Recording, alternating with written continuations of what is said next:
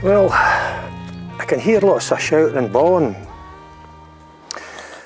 I'm just hoping it's not a big fight somewhere, or I'm hoping no one's getting eaten alive by a pack of dogs. The old Lennox Castle. I didn't start today's video with my usual chat, I just thought I'd head off and have a wander. Hello there. Always nice just to head off for a wander. I was talking to somebody there, what I hadn't appreciated, I mean, I've just come through the grounds of Lennox Estate. Well, it used to be Lennox Estate, then you had the hospital here. The old castles behind the camera there. But apparently there's going to be a lot of houses getting built, and a good whack of the woodland here will be destroyed. You know, we seem to be building houses all over the country, little estates with no facilities. We're just building houses. We're not building additional school places, additional doctors' appointments, shops or whatever. Just lots of houses. And all the people in these houses will have to drive somewhere in their car to get on with their lives, shop or whatever. Bit sad. I don't know the extent of the decimation. It was lovely coming through there. I mean, obviously, I'm standing on tarmac just now. I think this was the original road into the Lennox Hospital. But at this time of year, you know, you've got the autumn trees and the leaves covering paths, and it's really quite beautiful coming up there. It's been a few years, I think, since I've done this walk. I'm heading for Milngavie. Let's hope I don't get lost. At some point you can get lost in the woods, even in big paths. Anyway, we'll get on our way. I'm probably not going to do a great deal of chatting in this video. I'm just going to enjoy the scenery, and I hope you do the same.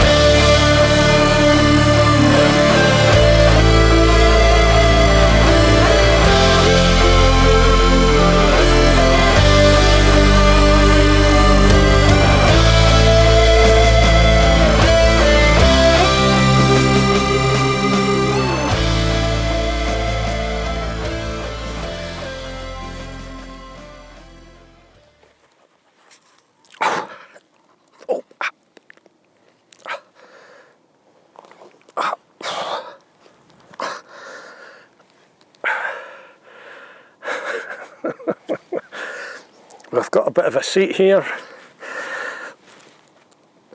hopefully far enough away from the scramblings of wild dogs. I can see the odd bit of dog's dirt about the shop. I mean, they could have put a seat here, you know.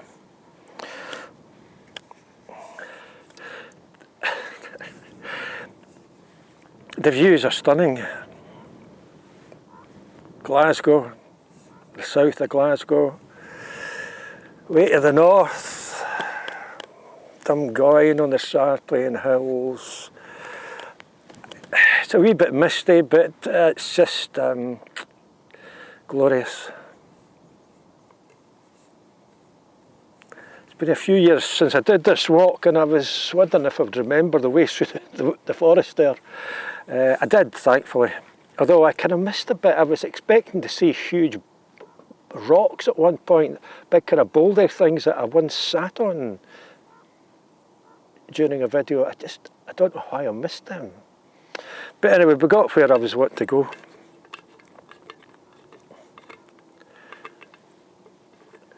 Can hear the squawkings of a raven, or if you want a bit of a banana, you're welcome.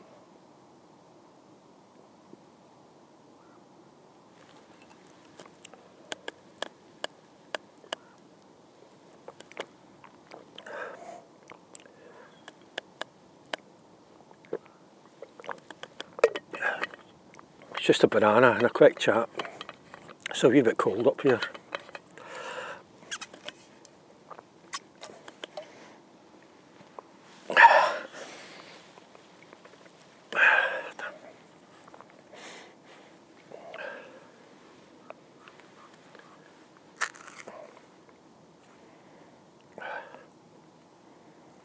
There you go. Look.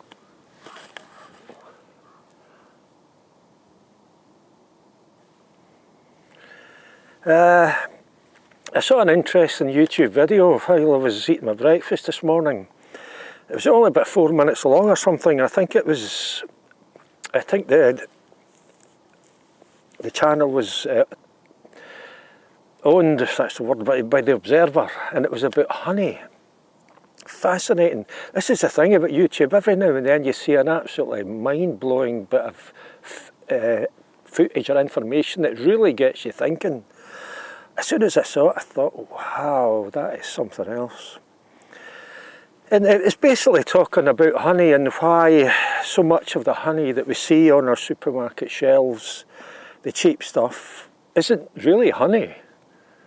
It's more honey-flavoured syrup that's probably mostly sugar-based, you know. I remember a few years back thinking that when I got some honey that's I'm not convinced that this is honey. It just seems like kind of thick golden syrup or something, you know. I actually contacted Trading Standards, but for whatever reason I didn't follow through with it. They probably already know. But you know, this whole China came into the equation, as it always seems to do these days, and that China would appear to be the biggest supplier of this honey-flavoured syrup that finds its way onto supermarket shelves in the UK, and it's the cheaper stuff that's called honey. I mean, I buy it because you know, proper honey's it's more expensive than the cheaper stuff. Maybe it's, I don't know, £7 a jar or something, as opposed to £1.50 a jar. It's just something I'll put on my porridge in the morning. But like all these things, there's certain implications of all this. And that is that the honey manufacturers here in the UK could be struggling from a business point of view.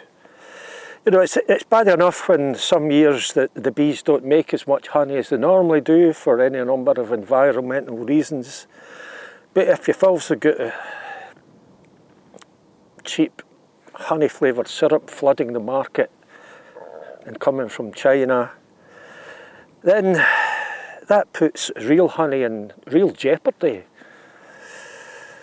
You got some makers going out of business. What an eye-opener that video was. In future, I think I'll make the effort and buy real honey even if it is 7, 8 quid, 10 quid a jar, it's got to be much better. And if I want to buy honey-flavoured syrup, I'll just put sugar in my porridge. Yeah, observer, see if you can locate that video and watch it. Very, very interesting.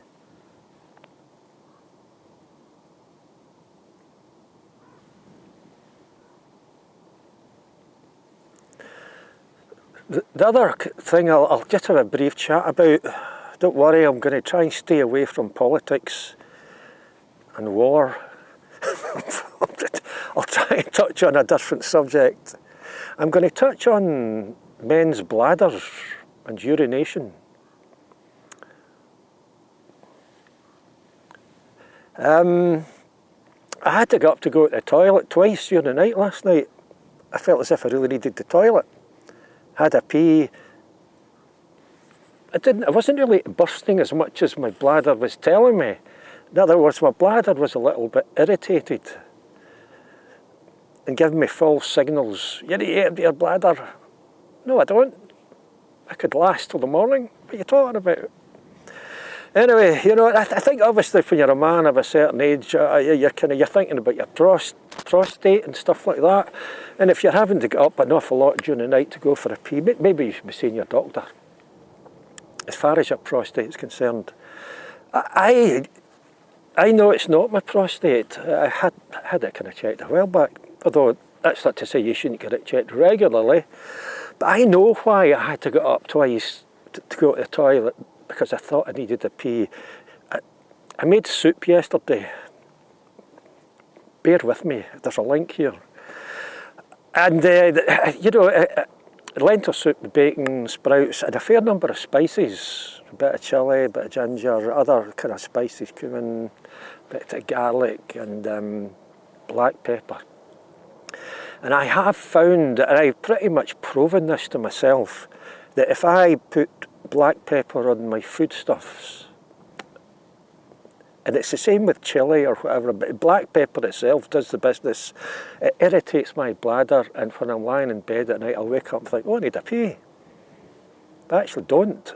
You think, if you try and get your brain to override your bladder, have a wee battle there. I need a pee. No, you don't. You can wait till the morning. And that's something just to perhaps think about. As I say, if you're having to get up a number of times during the night because you think you need a pee, or you do need a pee, go to your doctor and have a wee word with them. It makes a lot of sense to have your prostate checked now and then, and it doesn't necessarily mean a finger up the bum, which scared the living daylights out of me, and I didn't want that to happen, which it didn't. There's other ways of getting checked. But it's just, bear in mind that just try, in addition to maybe seeing your doctor if you're having these symptoms, also cut out black pepper and chilli from your diet totally for a week or so and see what effect that has. And like the honey story, that's, I think, something maybe to chew on, and I hope of interest to some people.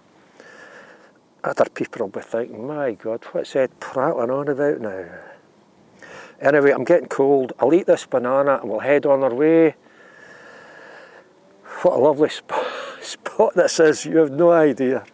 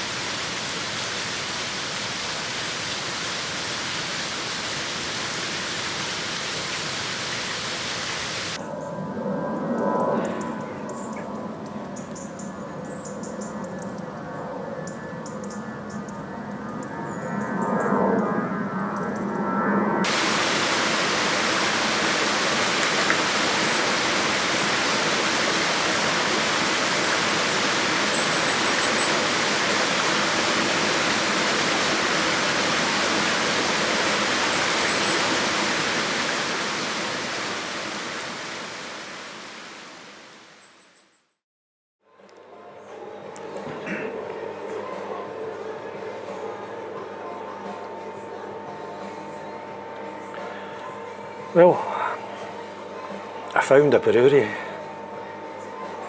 as you do when you're wandering around. Is there a better way to end a walk than finding a brewery? You can see the name of the brewery, I think, in the background, the way I've composed the shot. It's right beside Milngavie railway station. Ideal spot for a small refreshment before you get the train, or the bus in fact.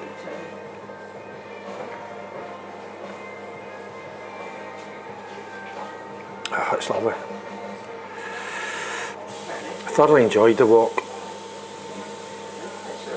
Yeah. There's a change in the weather over the weekend, maybe a bit of wind, a lot of rain. And at this time of year, just the way the weather patterns are, sometimes you're waking up in the morning and all the leaves have gone off the trees and it's all changed.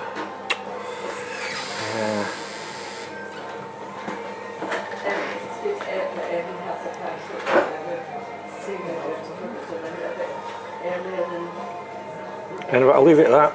I'm Eddie Burns. Take care, and I'll see you again.